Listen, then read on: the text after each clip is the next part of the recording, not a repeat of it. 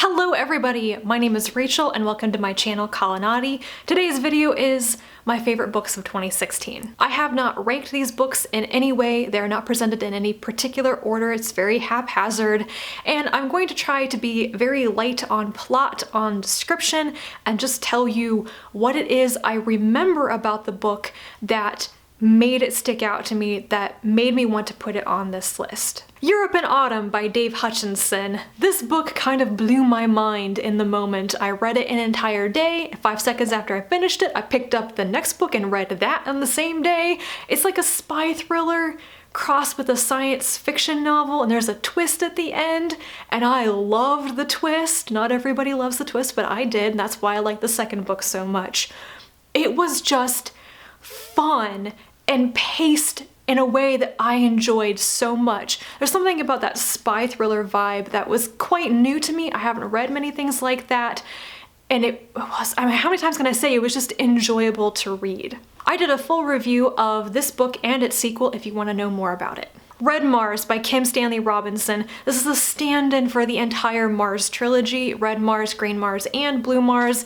I love them all, but Red Mars, oh, that was so good. This is hard science fiction done right. In particular, it has very strong character development, it has amazing characters, and hard science fiction often gets short shrift for not developing characters very well, for focusing so much on the science and technology and the issues and just ignoring the people to some extent. Not all hard science fiction is that way, but Kim Stanley Robinson shows you in Red Mars that there's like no excuse for ignoring your characters in lieu of the other stuff going on. You can have both, and when you combine them, you get an even better story. This trilogy is about the terraforming and colonization of Mars and all of the intricate interplanetary politics that come with that, about human behavior, human expansion, and there is a lot of science. Geology, chemistry, biology, and then on top of that you have all the politics. This is politics done really, really well. Slow River by Nicola Griffith. By far, this is the best and my favorite character study or character-driven story I read in science fiction in 2016. It is that good.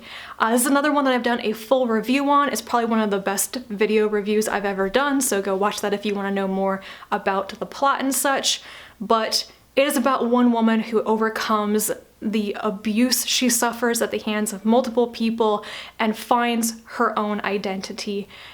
It is beautiful prose, a very well-layered character, and it all comes together at the end. It's just perfect.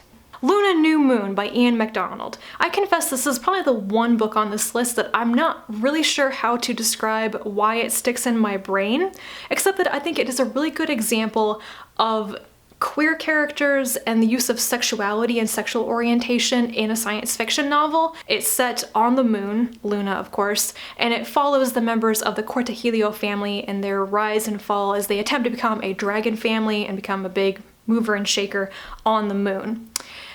But I will always remember this book because most of the characters on Luna are described as being queer in some way. It's something that's directly addressed by characters in the story, and I thought it was really interesting. There's just something about the way that MacDonald handled this subject matter and made it part of the story and part of character development that I really appreciated seeing. And on top of that, it's an intense, violent, really good story with many shades of gray.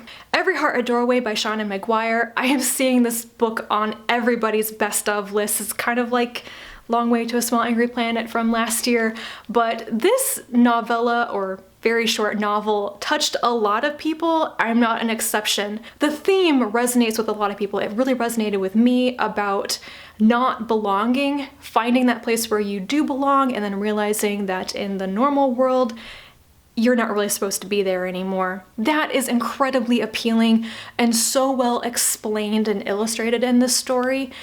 But then there are just the elements of diversity in it, those bits of representation, and that is what made this story for me. That's why this is on my list. I am very lucky, I'm very privileged that I am a young white woman.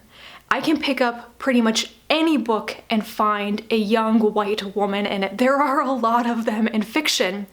I have never lacked for representation in the books that I have read. Never in my life. I've never felt like I had been written out.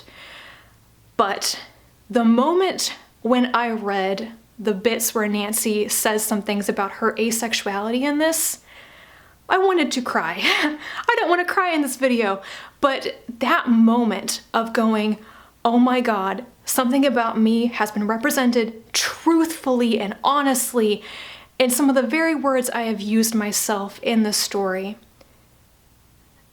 There is no word for that.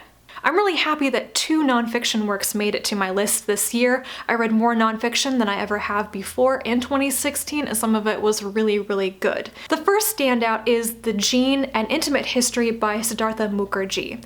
I've had a low simmering love of genetics for a really long time, and I finally picked this up. It's a massive nonfiction book about the history of genetics, discovering the gene and how understanding how genetics works, how our heredity works, has changed human beings, how it has affected us as people, how it's affected our society and our actions. It was fantastic. Not only did I learn a lot about genetics, and I learned a lot about the history of it, the ethics of it that I never even considered before, but I was constantly reminded of this book and everything that I read after it. And I love that feeling of interconnectedness between what I read. There are sometimes things I read that I just see bits of it in everything else. And it's like having the world opened up to you.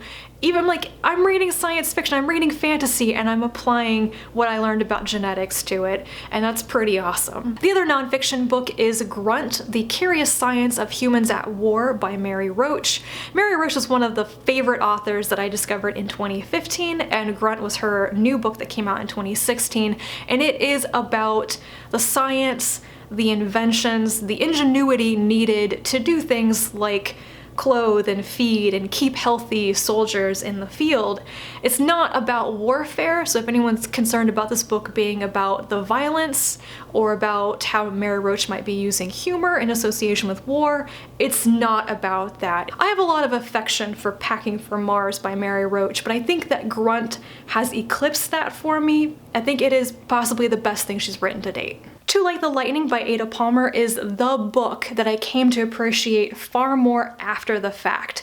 It was really good while I was reading it, especially when I got past this kind of point in the middle where everything started coming together and it got really interesting, but it is written in a very challenging style, like a 20th century philosophical memoir. It is intentionally like that, but there's a reason for it, and it all works really well. It is so worth getting through the unusual way it's written. And like I said, it's one of those stories that I came to appreciate so much more after I had read it, when I had more time to digest it, when I was appreciating the slow burn effect, and when I had read more about the book itself. It also strikes me that this is a novel, kind of like The Dispossessed by Ursula Le Guin, that is supposed to be about a utopia, but probably is more a dystopia. Women of Futures Past is an anthology of classic science fiction stories by female authors, and I already knew I was gonna like this because it contains quite a few of my favorite science fiction stories by women, things like Soar by Ursula Le Guin, Aftermaths by Lois McMaster Bujold, and Firewatch by Connie Willis.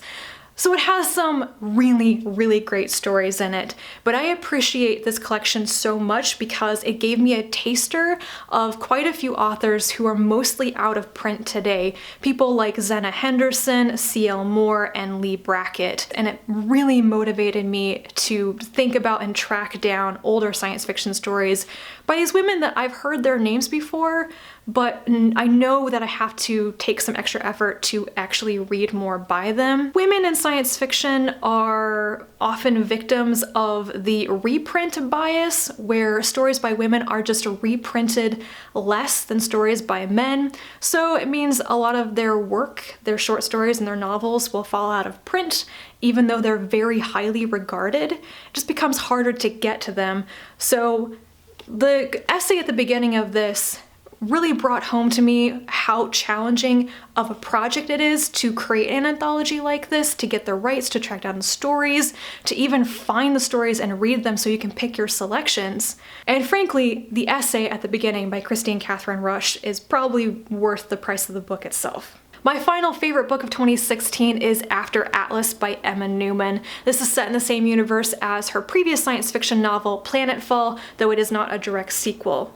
It is also a very different type of book from Planetfall. It is like a science fiction crime story. The police investigator is trying to solve a suicide or murder of a cult leader, but being told as like that first person story of this man, it had that same feeling of almost frustration and anxiety, of like almost growing panic that Planetfall had for me, which sucks me in. I had to read page after page after page and I didn't want to put it down. I actually think that After Atlas is an even better book than Planetfall was because it sticks the landing. I wanted this book to have a good ending, to have a solid ending that didn't have the weaknesses, the complaints about it that Planetfall had, but I knew this book would really only be a 5-star amazing read for me if the ending was good. It was, it made sense, and it has a massive cliffhanger. I need the sequel. There has to be a sequel, right? So, there you go. I think I've said everything I wanted to say about books in 2016, and I will talk to you again later about things I read in 2017. And until then, bye.